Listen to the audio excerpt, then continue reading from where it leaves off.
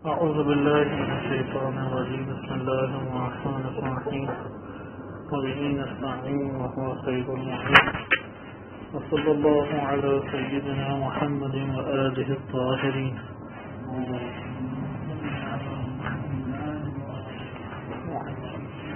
بدایت الحکمہ میں آج ہماری گفتگو فصل رابع کے جو اصالت وجود اور اعتباریت الماہیہ سے تعلق رکھتی ہے اس موضوع کے اوپر ہے. کچھ تعارف سابقاً اس حوالے سے گزر چکا ہے. آج ہم اپنی بحث کو مزید منظم کریں گے کیونکہ بدایت الحکمہ کی پہلی 3 فصلوں کا تعلق مفہوم وجود سے ہے اور چوتھی فصل کا تعلق مصداق خارج میں مصداق وجود سے ہے. یعنی چوتھی فصل وہ خارج سے بحث کر رہی ہے. یہ نقطہ انتہائی اہمیت کا حامل نقطہ ہے جسے کسی بھی صورت میں نظر انداز نہیں کیا جا سکتا کہ خارج سے اب ہماری بحث ہے نہ کہ ذہن سے. یہاں پہ ہمیں ترتیب سے کچھ مطالب سمجھنے ہوں گے. اگر ہم نے یہ ترتیب سے مطالب کو نہ سمجھا تو یہ فصل سمجھ نہیں آئے گی اور یہ فصل سمجھ میں نہ آئے تو آگے ہم جتنا بھی فلسفہ حکمت مطالعہ پڑھتے رہیں اس کے علاوہ دیگر کتب پڑھیں حتیٰ کہ اسفار بھی پڑھ لیں تب بھی ہمارے لیے حکمت مطالعہ کا نظریہ یا اس کے نظریات وہ روشن نہیں ہوں گے. لہذا حکمت مطالعہ اس میں اس کی فلسفے کی اہم ترین مبنائی گفتگو یا اہم ترین اساسی مباحث میں سے ایک بحث یہی ہے. اگر یہ والی بحث ہمارے لیے قابل فہم نہیں ہے تو فلسفہ حکمت مطالعہ ہمارے لیے قابل فہم نہیں ہوگا.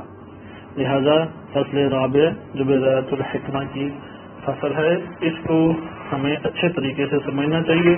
آج آپ کی خدمت میں اس کے بنیادی وہ معانی اور بعض ایسی اصطلاحات جو یہاں پہ استعمال ہوئی ہیں اس کا تعارف کرایا جائے گا. اور بار بار یہ تکرار اس لیے کیا جا رہا ہے کہ اب ہم نے ذہن کی دنیا سے نکل کے خارج میں حقائق کی دنیا میں قدم رکھنا ہے. یعنی اب ہم جو گفتگو کریں گے اس کا تعلق ذہن سے باہر کی حقائق اور خارجی دنیا کے ساتھ ہے. لہذا اس کو کہا جاتا ہے کہ مفہوم سے مصداق کی طرف سفر. جب ہم اب مصداق کو ملاحظہ یعنی اب آپ نے اس طرح ملاحظہ کرنا ہے کہ یہ ہمیں زمین نظر آ رہی ہے. زمین کے اندر طرح طرح کے انواع اقسام کی اللہ کی مخلوق ہے. عظیم ترین کہکشائیں ہیں. یہ ایک جہان ہے. ایک ماورا جہان کہا جاتا ہے کہ اسے لفظ ماورا قابل اعتراض لفظ ہے. مناسب ہے کہ یہ کہا جائے کہ ایک عالم ہے جو بھی ہم نگاہوں سے دیکھ رہے ہیں.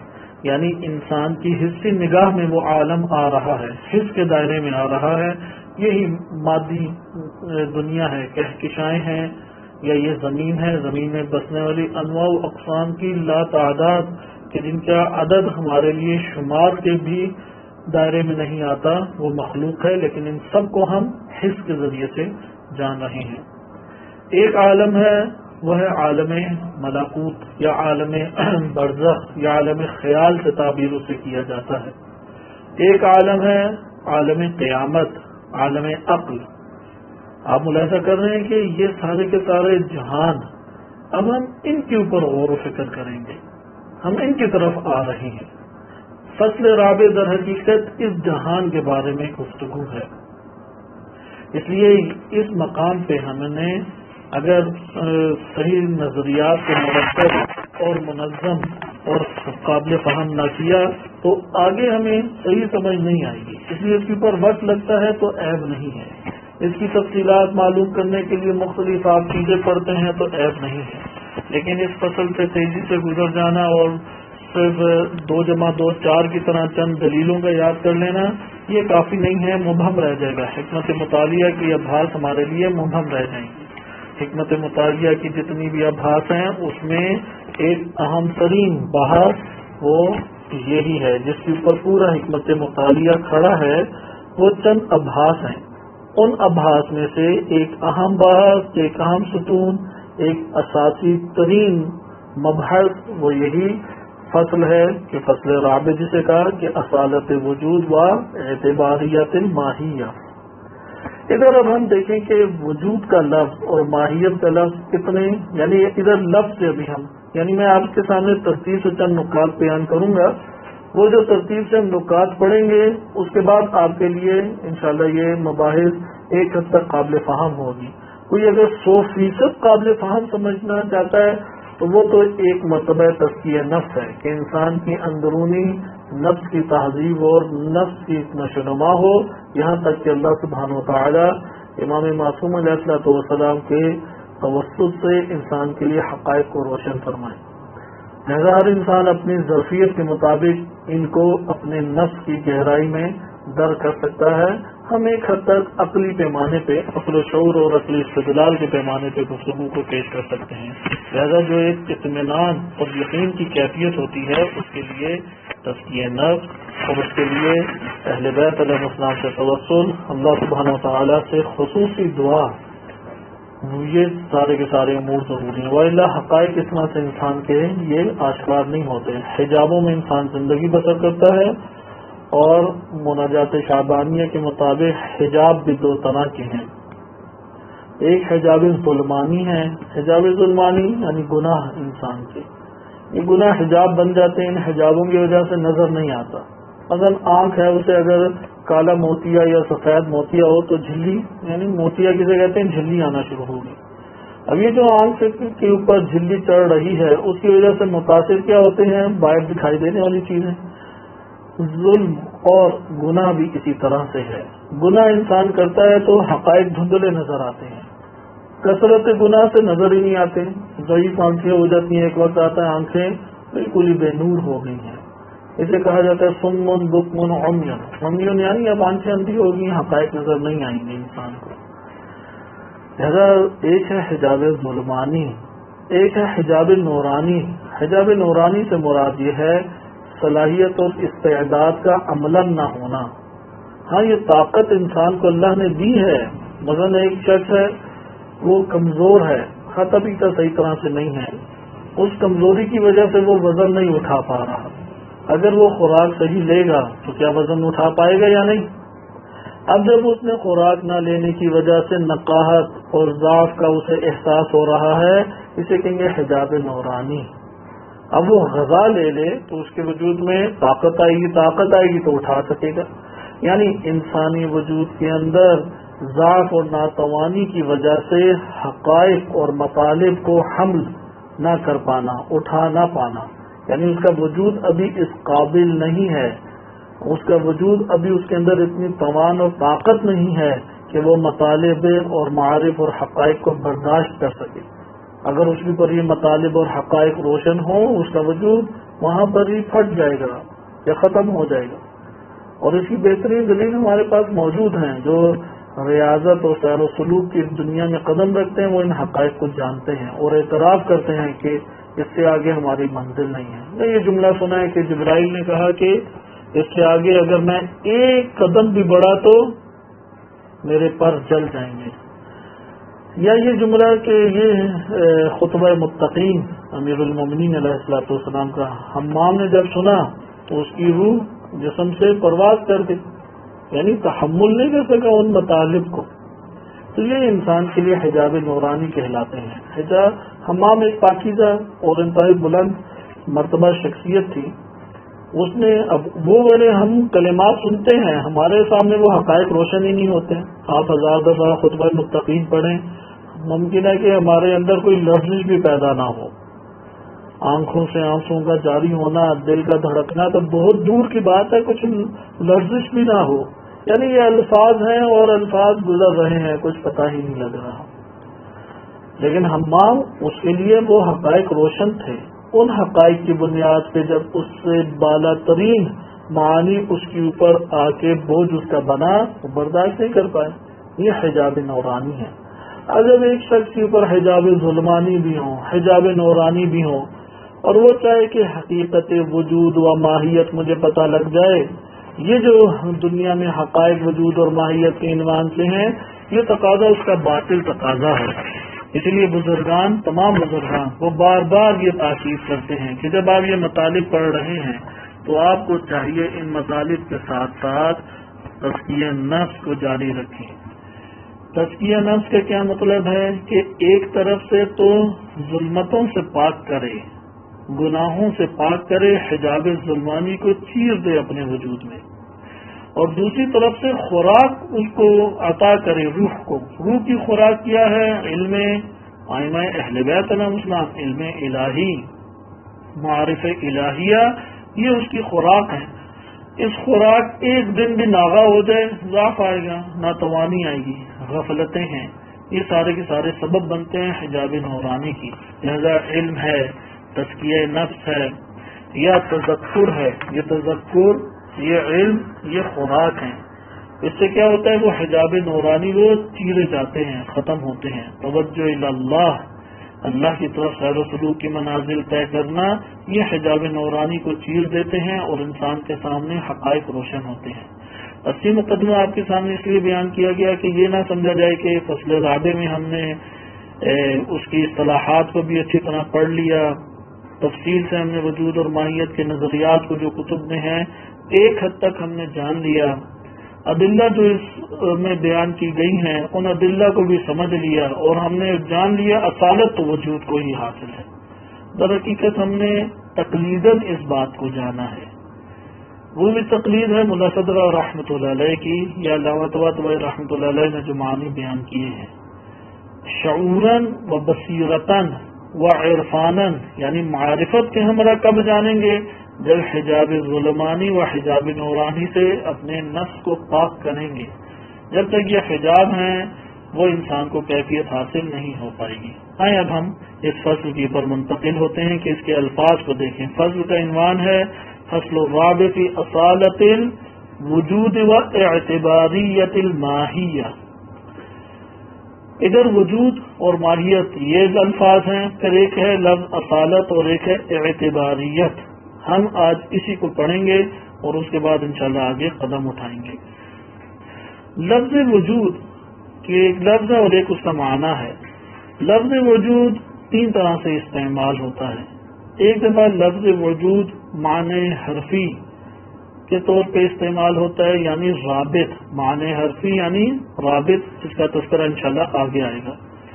دوسرا ہمارے پاس سے لفظ ہے معنی مصدری میں، وجود یعنی معنی مصدری کے اعتبار سے۔ تیسرا معنی ہے اس میں مصدر کے اعتبار سے۔ یہاں پہ جب ہم وجود کہہ رہے ہیں تو لفظ وجود سے ہماری مراد اس میں مصدر ہے، اور اسی سے دیگر مشتقات اس کے نکلتے ہیں، جیسے لفظ موجود۔ یہاں پہ کون سا ہمارے لیے لفظ مراد ہے؟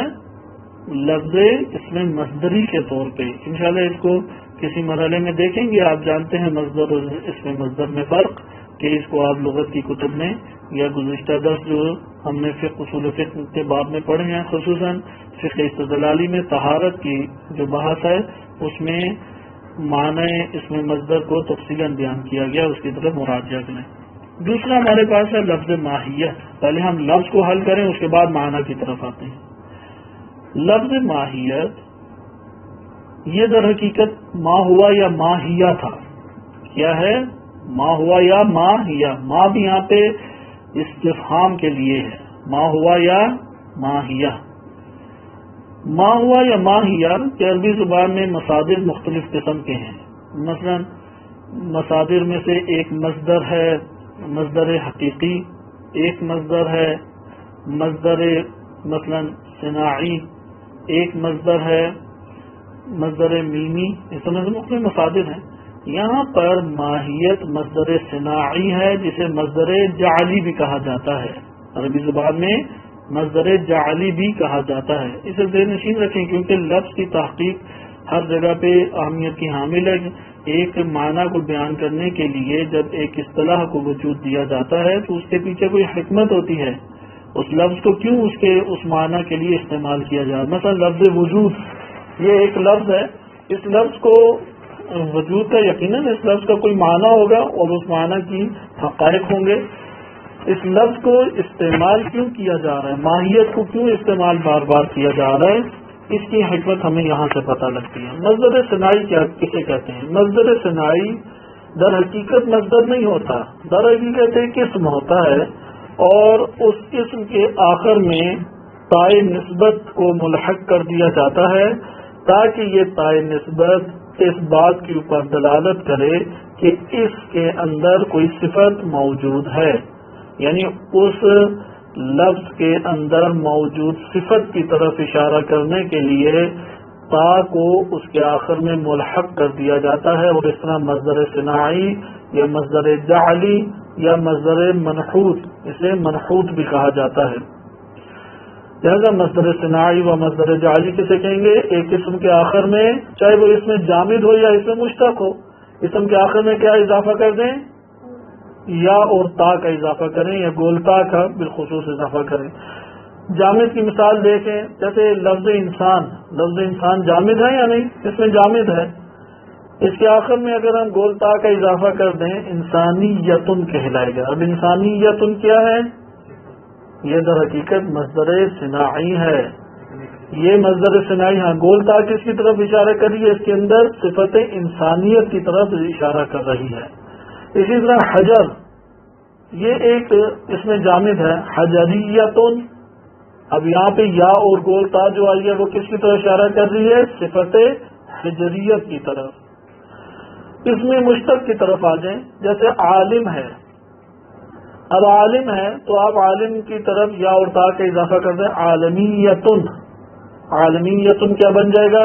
مصدر صناعی، اس کے عالم ہونے کی طرف اشارہ۔ آپ کہتے ہیں اس عالم کی جو عالمیت ہے وہ اس نے کسب کی ہے فلاں جگہ سے۔ اب آپ عالمیت کہیں کہ کیا اشارہ کر رہے ہیں؟ اس کے صفت علم کی طرف اشارہ کر رہے ہیں۔ یا اسی طریقے سے آپ کوئی اور لفظ لے آئیں، مثلا عادل ہے، عادلیتن، عدالت سے اس کے آپ لفظ استعمال کریں، اس طرح اسماء مشتق ہیں۔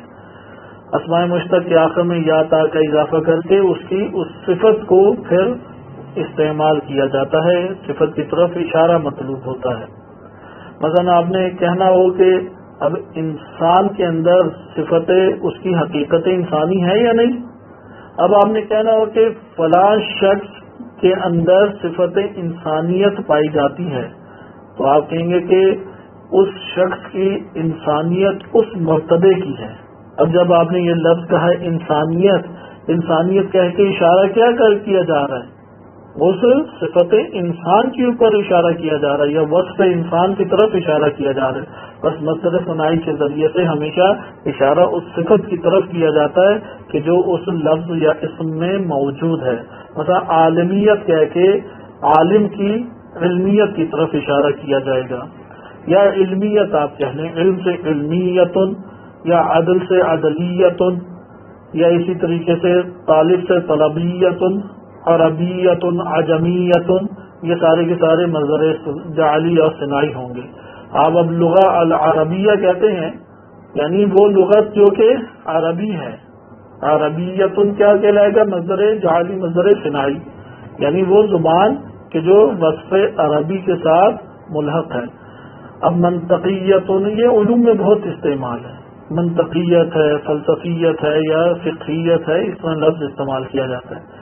یہاں سے ہی ماہیہ کے آخر میں بھی یا اور تا کا اضافہ کر کے کیا کر دیا گیا؟ اسے مصدر جعلی بنا دیا گیا، یعنی ماہیتن، یا کے اوپر شد آ جائے گی کہ آخر میں یا اور گولتا کا اضافہ کیا گیا، یعنی اس کی وصف اور صفت کی طرف اشارہ کیا جائے گا کہ ماہیہ، یعنی ماہیت وہ کیا شے ہے۔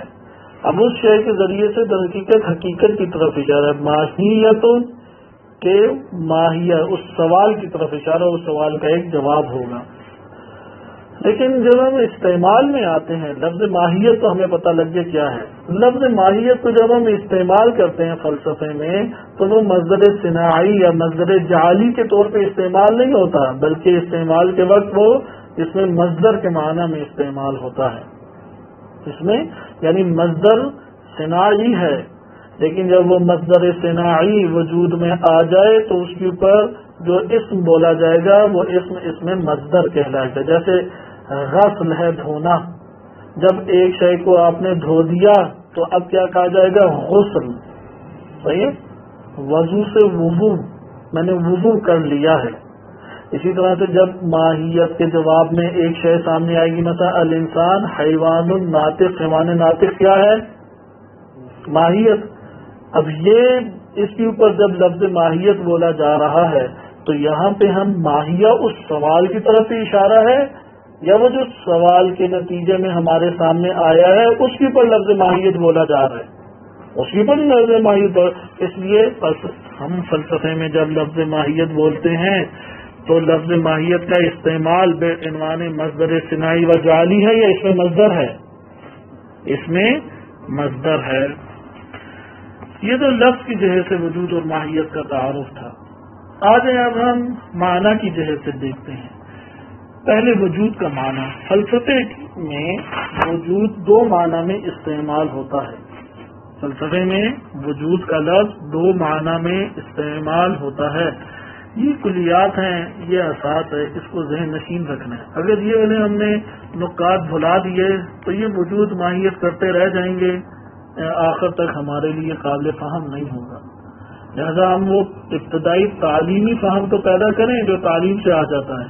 حقیقی فہم انشاءاللہ تعالی ہر انسان کے اپنے سیر و سلوک کی مناظر طے کرنے کے اوپر موقوف ہے کہ وہ تب ہی اس کے لیے آشکار ہو سکتا ہے. لہذا ہم اس کتاب کو پڑھتے ہوئے فقط و فقط تعلیمی فہم اور ادراک اس کے مرحلے کو طے کر سکتے ہیں.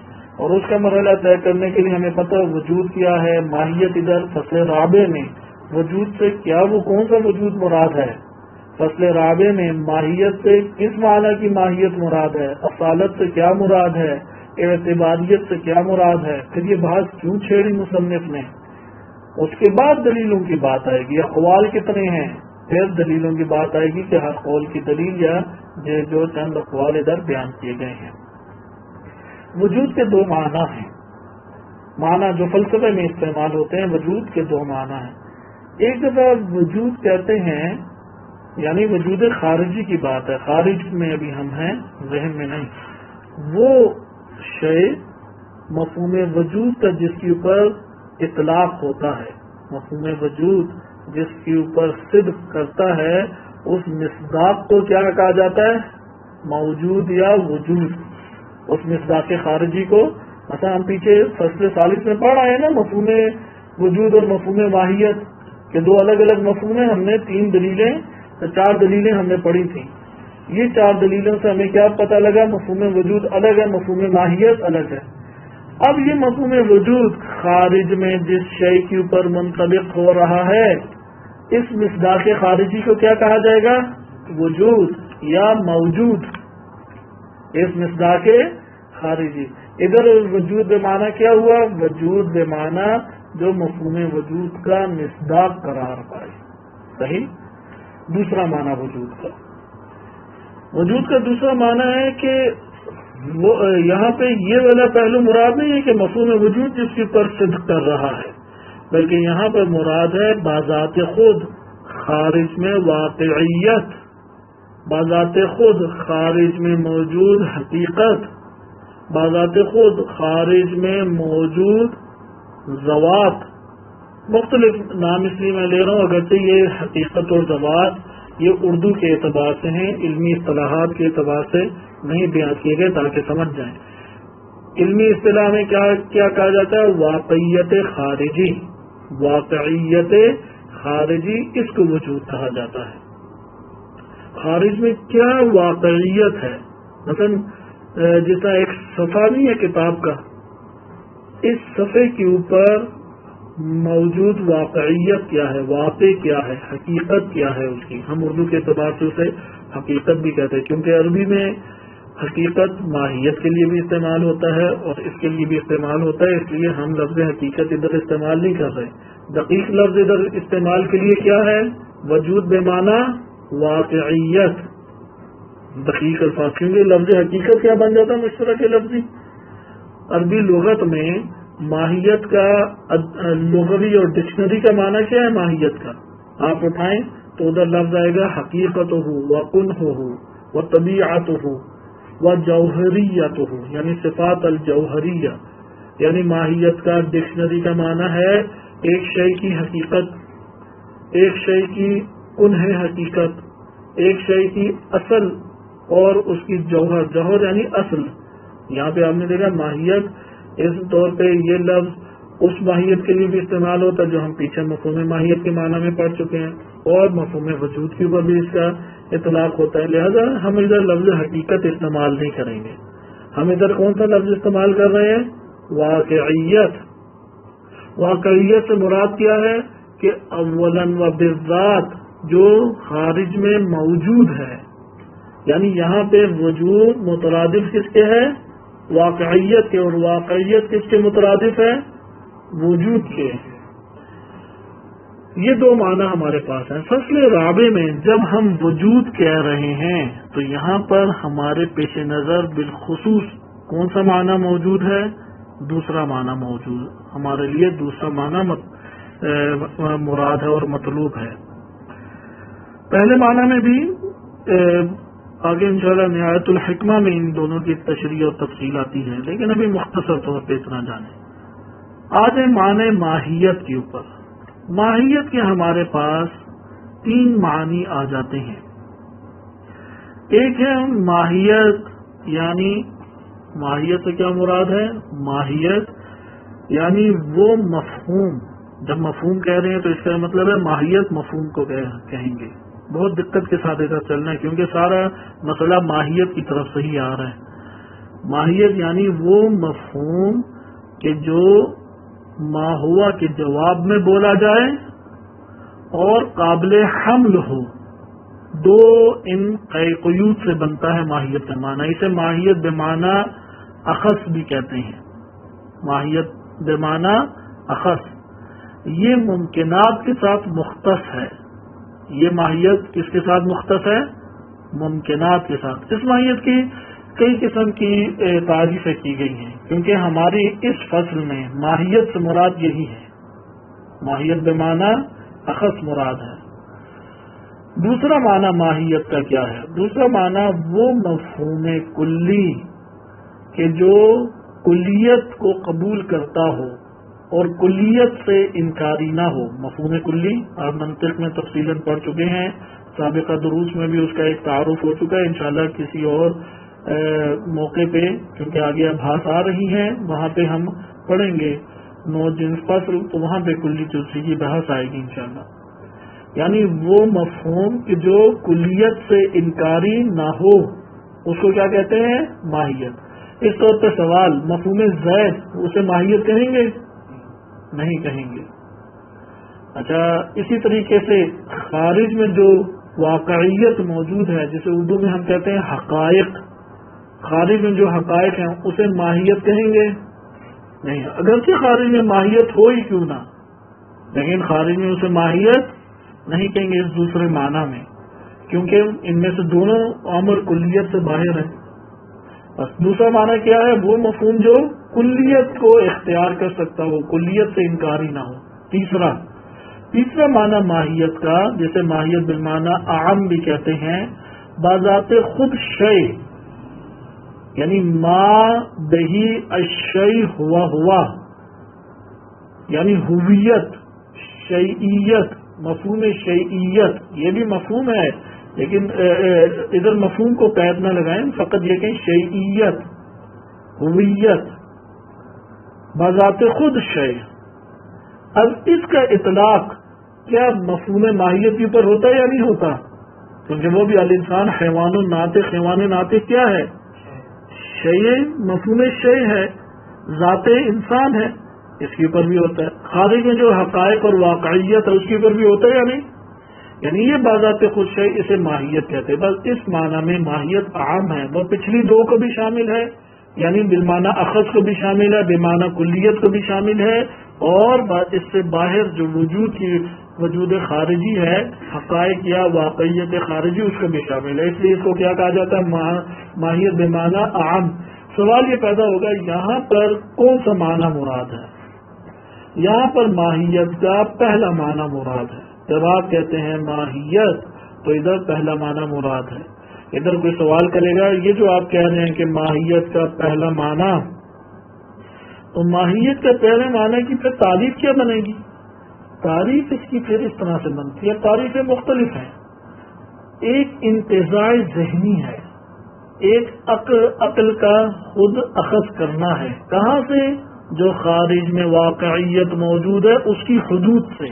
اس لیے ادھر آپ دقت سے سمجھے اور اس کو انشاءاللہ تعالی مثال سے آپ کے سامنے بیان کیا جائے گا. ادھر سے اصالت اور اعتباریت کی بحث بھی آتی ہے.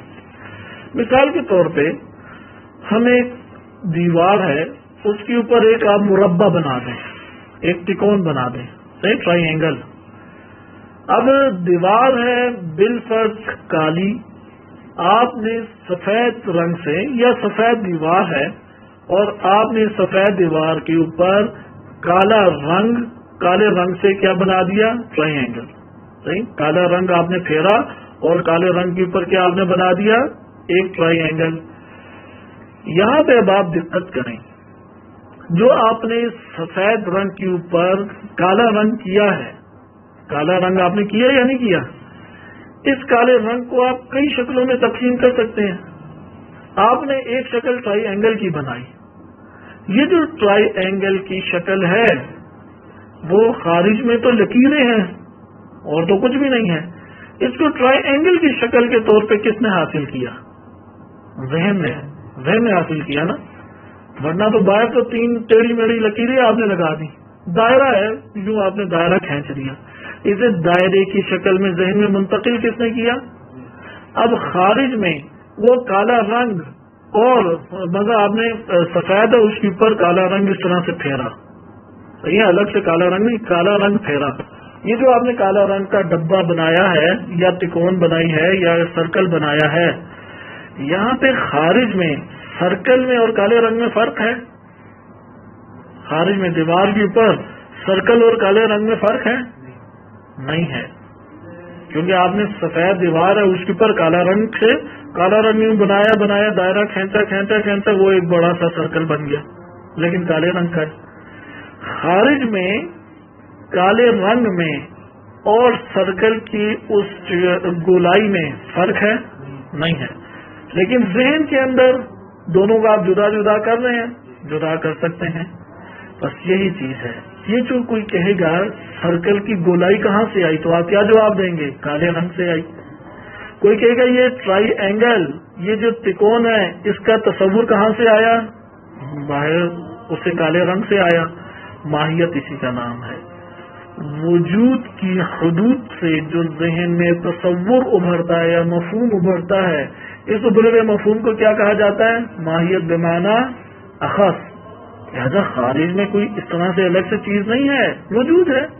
وجود کی حدود سے ایک انتزاع ہوتا ہے، اس کی حدود سے جو آپ کے ذہن میں ایک ڈھل رہا ہے، انتزاع ہو رہا ہے، اس انتزاع ہونے والی شے کو کیا کہیں گے؟